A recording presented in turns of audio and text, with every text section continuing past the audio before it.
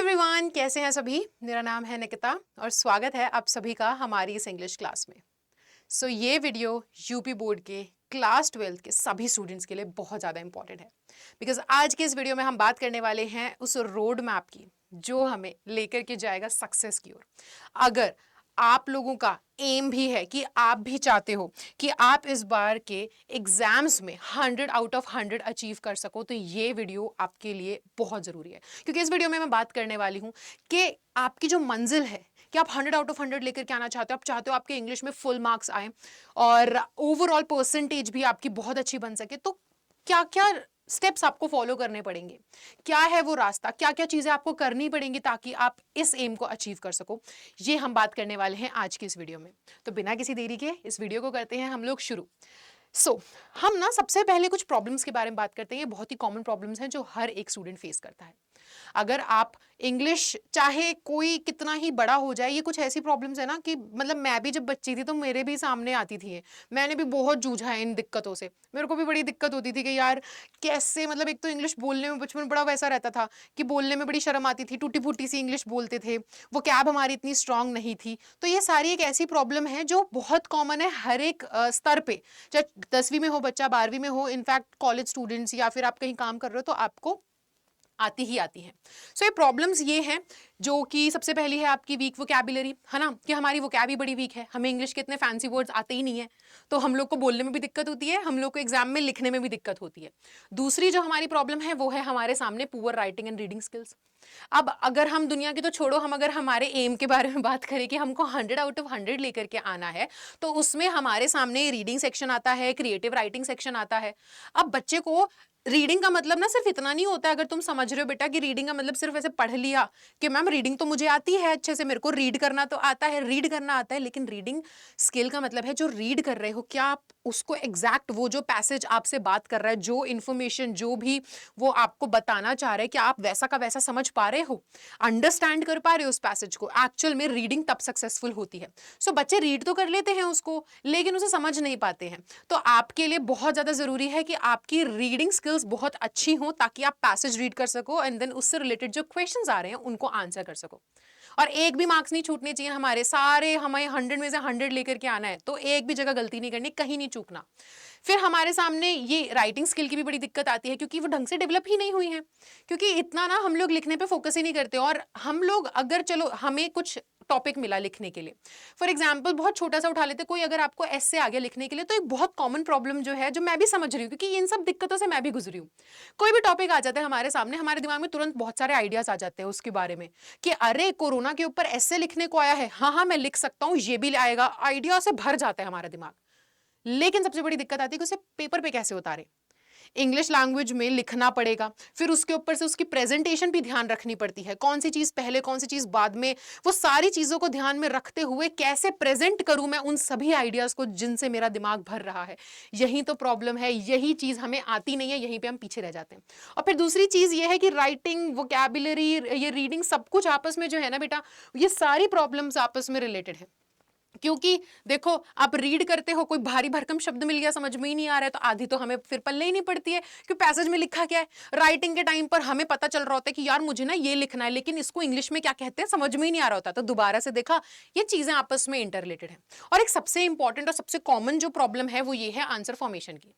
Chapter बड़े अच्छे से समझ में आ गया, चैप्टर की कहानी अच्छे से पता है हमको क्या है क्या नहीं है सारी, है ना। अब फॉर एग्जाम्पल हम रैट ट्रैप उठा लें, हमें पूरी कहानी पता है, रैट ट्रैप में क्या हुआ क्या नहीं हुआ सब कुछ जानते हैं हम, ठीक है। पर दिक्कत क्या है, क्वेश्चन जैसे ही आएगा हमें उसका आंसर भी पता होता है, लेकिन हम इंग्लिश में उस आंसर को लिख नहीं पा रहे होते, है ना। ये प्रॉब्लम आपको भी आती है, तो ये प्रॉब्लम मेरे को भी आती थी एक टाइम पे। तो ये प्रॉब्लम्स मैं आपकी समझ रही हूँ, लेकिन इन प्रॉब्लम्स का मेरे पास सॉल्यूशन भी है।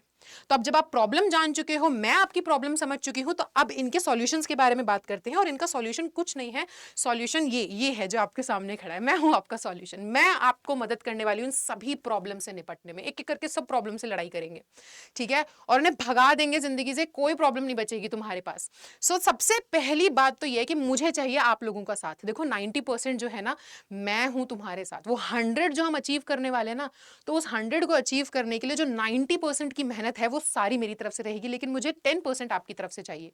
और उस 10% में मुझे क्या चाहिए? मुझे चाहिए कि आप लोग पंक्चुअलिटी दिखाओ और रेगुलरिटी मेंटेन करो, यानी कि टाइम पर क्लास में आओ, डेली आओ क्लास में, ठीक है। और साथ ही साथ नोट्स बनाते रहो। नोट्स जो हैं वो तो हम भी आपको प्रोवाइड करवाएंगे, मेरे जो नोट्स हैं वो आपको टाइम टू टाइम मिलते रहेंगे। इस वीडियो के डिस्क्रिप्शन में भी एक लिंक है जो कि टेलीग्राम चैनल का है, उसे ज्वाइन कर लो, वहां पे आपको सभी नोट्स की PDF मिलेगी। सो ये 3 चीजें आप लोग फॉलो करो, ठीक है। घर पे रिवीजन करते रहो, जो मैं पढ़ा रही हूँ थोड़ी सी देर की बात है, 15-20 मिनट उसको रिवाइज कर लो, है ना। सो आप बस इतने 10% की मेहनत करके चलो कि रेगुलर बेसिस पर क्लासेस अटेंड हो, पंक्चुअलिटी रहे, और साथ ही साथ आप नोट्स बना रहे हो, रिवाइज कर रहे हो, ठीक है। और जो गाइडेंस की कमी आती है वो गाइडेंस मैं आपको अपनी तरफ से पूरी हर क्लास में, क्लास के अलावा कोई स्पेशल सेशन में प्रोवाइड करवाती रहूंगी। तो आप देखना, मैं लिख के दे रही हूँ, गारंटीड तुम्हारी सारी प्रॉब्लम्स जो मैंने बात करी जिन प्रॉब्लम्स की वो तो हैं ही हैं, साथ में उसके अलावा जो प्रॉब्लम्स हैं वो सारी दूर हो जाएंगी, ठीक है। बस वो 10% मुझे आप लोगों की तरफ से चाहिए, ठीक है। सो ये तो रही हमारी कॉमन प्रॉब्लम्स जो हम इंग्लिश के एग्जाम के लिए या इंग्लिश के एग्जाम के लिए जब तैयारी कर रहे होते हैं उस टाइम पर फेस करते हैं, या एग्जाम में बैठे हुए हम फेस करते हैं कि भाई कैसे लिखूं, समझ में तो आ रहा है, आंसर तो मुझे पता है इसका, लेकिन लिख नहीं पा रहा हूं अंग्रेजी में। तो ये सारी दिक्कतें समझ के सॉल्यूशन भी मैंने अब आपको बता दिया है। तो अब हम बात करते हैं हमारे सिलेबस की।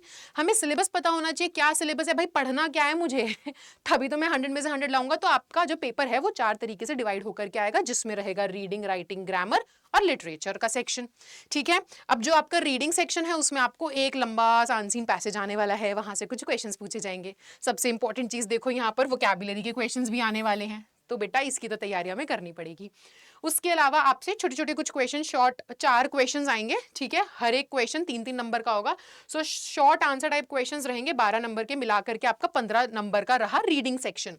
उसके अलावा अब हम बात करें तो हमारे सामने आता है हमारा राइटिंग सेक्शन, जो कि 20 मार्क्स का, बहुत अच्छा खासा, मतलब 20, बहुत बड़ा नंबर होता है, हमें यहाँ से बिल्कुल नहीं गंवाना है मार्क्स, ठीक है। सो आपके सामने आर्टिकल राइटिंग आती है जो कि 10 मार्क्स की रहेगी। उसके अलावा letter to editor, complain letter, business letter, ये सब भी आपके 10 नंबर के रहते हैं। इनके बारे में भी पूरी टिप्स होती हैं, कुछ ट्रिक्स हैं, कुछ सब सिखा दूंगी मैं आप लोगों को, कैसे लिखना है, कहाँ पे क्या लिखना है, कौन सा शब्द कहाँ ऐड करके आना है कि 1 नंबर ना कट पाए तुम्हारा, वो मेरी गारंटी है। बस जैसा जैसा कहूँ, जो जो रास्ता जहां जहां दिखा रही हूँ ना मैं कि यहाँ से ऐसे मुड़ना है, ऐसे जाना है, उसको बस आंख बंद करके फॉलो करते रहो।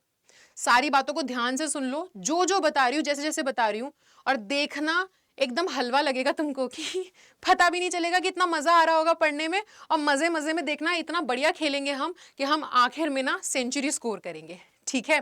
तो बस उसी मजे मजे से हमको पढ़ना है, टीचर की अच्छे से बात सुननी है और सारी चीजें हो जाने वाली है। सो राइटिंग सेक्शन भी अपन कर लेंगे। बचा आपका ग्रामर। ग्रामर में देखो 10 क्वेश्चंस आने वाले हैं जो कि नरेशन, सिंथेसिस, ट्रांसफॉर्मेशन, सिंटेक्स से आएंगे। उसके अलावा देखो वोकैब का यहाँ पे फिर से काफी ज्यादा वेटेज है, क्योंकि इडियम्स एंड फ्रेजेस, आपका synonym, antonym, one word, phrasal verb, है ना, होमोफोन, सब मिलाकर के 20 मार्क्स। और फिर आपका ट्रांसलेशन हिंदी टू इंग्लिश, वो 5 नंबर का। तो आपका 25 मार्क्स का तो ग्रामर रहा। सो ये भी बहुत ज्यादा इंपॉर्टेंट है। और आपने देखा कि आपका वोकैब भी जो है यहाँ पर कितने तरीके से पूछा जा रहा है ना। एक आपका वहां पे रीडिंग सेक्शन में पूछा जाएगा, फिर ग्रामर में भी आएगा, तो वो भी हम बहुत इंपॉर्टेंट है, हमें उस पर भी उतना ही ध्यान देना है। एंड फिर आता है हमारा लास्ट पार्ट जो कि है लिटरेचर, जिसमें हमारे पास 2 बुक्स हैं, फ्लेमिंगो और विस्तास। तो अब यहाँ पर इसकी तैयारी कैसे करेंगे? तो देखो फ्लेमिंगो में आपके पास प्रोज है और पोइट्री है। तो प्रोज में 2 क्वेश्चन आएंगे छोटे छोटे, है ना, 4-4 मार्क्स के, और एक बड़ा क्वेश्चन रहेगा बड़े आंसर वाला, सो वो लॉन्ग आंसर टाइप, वो 7 मार्क्स का रहेगा। और पोइट्री में आपके पास 3 very short answer type questions आने वाले हैं 6 मार्क्स के। और इसमें हमें फिगर ऑफ स्पीच पे ध्यान देना है, central idea of the pome, ये सब कुछ समझना है। तो बहुत ईजी रहता है, पता है, ये सारी चीजें, इनकी ट्रिक्स होती हैं कुछ, उन ट्रिक्स को, और वो ऐसे इतनी आसानी से ना कि तुम लोग इतने आसानी से समझ जाओगे, इतने आसानी से तुम्हें आंसर फॉर्मेशन आ जाएगा। वो ट्रिक्स और वो जो 2-4 टिप्स दे करके ना आपको एकदम बढ़िया से पॉलिश कर दूंगी मैं। जब आप एग्जाम के लिए जा रहे होगे ना, उससे पहले तुम इतने कॉन्फिडेंट होगे कि भाई एग्जाम मेरा बहुत अच्छा जाने वाला है, इतनी अच्छी तैयारी करके निकलेंगे, ठीक है। तो ये तो है ही साथ में। और फिर आपकी लास्ट जो है विस्तास है, 2 शॉर्ट आंसर टाइप क्वेश्चन आने वाले 8 मार्क के और 1 लॉन्ग आंसर। तो ये आपका रहेगा पूरा सिलेबस। सो अब आप जानते हो प्रॉब्लम क्या है, हमने प्रॉब्लम डिस्कस कर ली। प्रॉब्लम का सोल्यूशन कैसे हम लोग, क्या सोल्यूशन है और कैसे उन प्रॉब्लम को सॉल्व करेंगे वो हमने डिस्कस कर लिया। अब वो 100 मार्क्स लाने के लिए क्या सिलेबस है, क्या क्या पढ़ना है मुझे, वो भी हमने डिस्कस कर लिया। कैसे पढ़ना है वो डिस्कस कर लेते हैं। तो देखो हमें कैसे पढ़ना है, अब ये तो मैं बाद में बताऊंगी। पढ़ना कुछ ऐसे है, मैं आपकी तैयारी ऐसे करवाने वाली हूं। हमारा रास्ता कुछ ऐसा होगा कि हम शुरू करेंगे सेक्शन डी से, लिटरेचर से स्टार्ट करेंगे। सबसे पहले लिटरेचर कवर करवाऊंगी मैं आपका, क्योंकि लिटरेचर जो है वो हम लोग एक बार में पूरा कवर करके उसे साइड कर देंगे, ठीक है। फिर आपके ऊपर रहेगा पूरी जिम्मेदारी कि उसको आप उठा करके रिवाइज करते रहो। मेरी तरफ से पूरा लिटरेचर हो जाएगा। आपको हर एक चैप्टर की मैं 2-2 लेक्चर्स देने वाली हूं, 2-2 वीडियोस आएंगे आपके पास, ठीक है। तो 2 लेक्चर्स आपको फॉर ईच चैप्टर मिलेगा। एक वीडियो होगा जिसमें पूरा एक्सप्लेनेशन रहेगा, detailed explanation, word by word, line by line, सब कुछ कि अच्छे से समझ में आ जाए। उसके बाद उसके अगले दिन उसी चैप्टर का मैं आप लोगों को क्वेश्चन आंसर्स करवा दूंगी डिटेल में अच्छे से। तो हर चैप्टर हम 2 वीडियो में खत्म कर लेंगे और जल्दी से क्विकली जो है ना हम लोग इन सभी चैप्टर्स को खत्म करके साइड कर देंगे। फिर आपकी जिम्मेदारी रहेगी वही वो 10% याद है जो मैंने तुमसे मांगा था, फिर वो करना है आपको, रिवीजन। डेली बेसिस पे रिवीजन करते रहिएगा उन चैप्टर्स का, इतनी बड़ी बात नहीं, आसानी से हो जाएगा 15-20 मिनट में, ठीक है। वो रिवीजन आप करते रहेंगे। फिर हम लोग चालू कर देंगे ग्रामर। ग्रामर कवर करेंगे। ग्रामर भी बहुत अच्छे से कवर करने के बाद आपको प्रैक्टिस करते रहना पड़ेगा। हम लोग प्रैक्टिस को ये स्पेशल सेशन रखेंगे जिसमें आपकी प्रैक्टिस वगैरह भी मैं करवाती रहूंगी, साथ में भी प्रैक्टिस करेंगे, अकेले भी प्रैक्टिस करिएगा।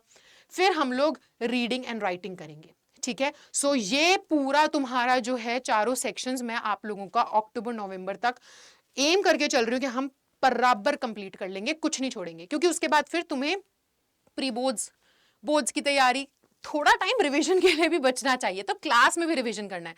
तो पूरा का पूरा हम लोग निपटा करके क्या करेंगे, फिर हमारे पास जो टाइम बचेगा उसमें हम लोग most important questions, most expected questions, previous year question paper, sample paper discussion, ये सब करेंगे ताकि आखिरी जंग में जाने से पहले तुम लोग थोड़ा सीख लो कि भाई अभी तक मैंने जितना भी सीखा वो मेरे को अच्छे से आता है कि नहीं आता, ठीक है।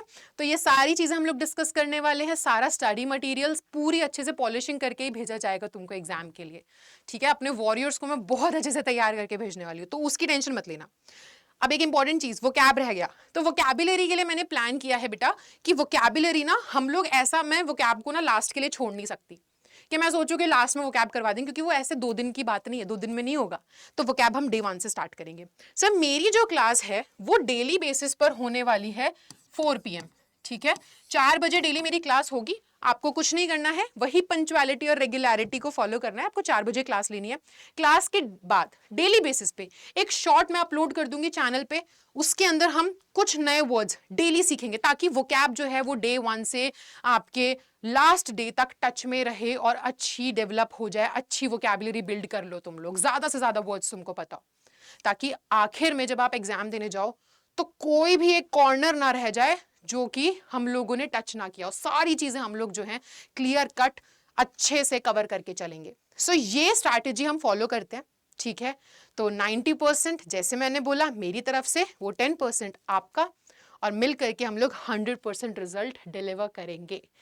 तो आई होप कि आप लोग सब मेरे साथ हो, है कि नहीं, है ना। तो साथ में मिलकर के बढ़िया से धूम मचाते हैं, ठीक है। और मिलते हैं फिर हम लोग कल से, करते हैं कल से शुरुआत। शाम को 4 बजे आना ना भूलिएगा। तो तब तक के लिए bye bye, take care and thank you so much.